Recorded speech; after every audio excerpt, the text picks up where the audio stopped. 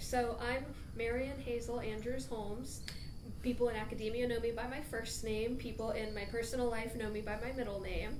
My favorite things to gather are things like nuts and fruit. I tend to prefer to gather things that the plant would shed anyway that aren't going to hurt it. The first plant that we're encountering right now is something called spicebush.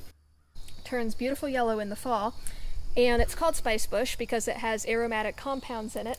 It makes leaves with them. If you rip one, you can smell it. It smells kind of like laurel.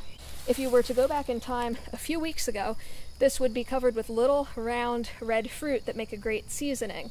They're almost like an allspice. They have sort of a lemony, spicy flavor to them, very fragrant.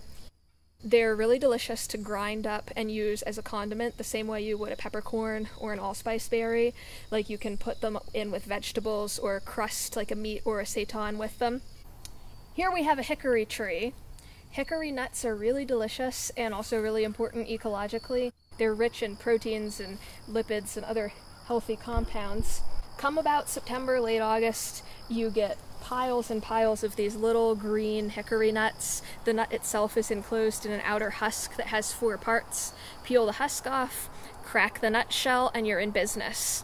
You can dry them or roast them. Some people make a flour out of them that you can add to baked goods for extra nutrients and a really good taste. You can also just eat them raw. So this is one of the things that we were first looking for, chicken of the woods mushroom, but unfortunately it's a little bit past its prime, as you can see, because it's kind of decayed looking and it's no longer bright orange. It's very fibrous. This would not be good to eat.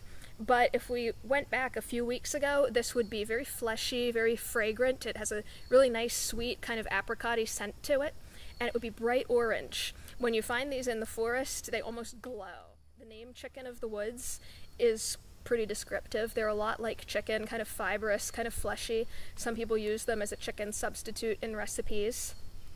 My favorite thing to do with these is just keep it really simple. Sauté slices in some butter or olive oil with a little salt or pepper. I only harvest stuff that I know what it is, and the plants are fairly easy. For mushrooms, I'm really conservative. There's a small handful of species that I'll harvest that I can be absolutely sure on identification on without having to get a lot of work in looking at identification guides. Generally, for mushrooms, I'll harvest things like chicken of the woods or chanterelles that I can identify with certainty very easily.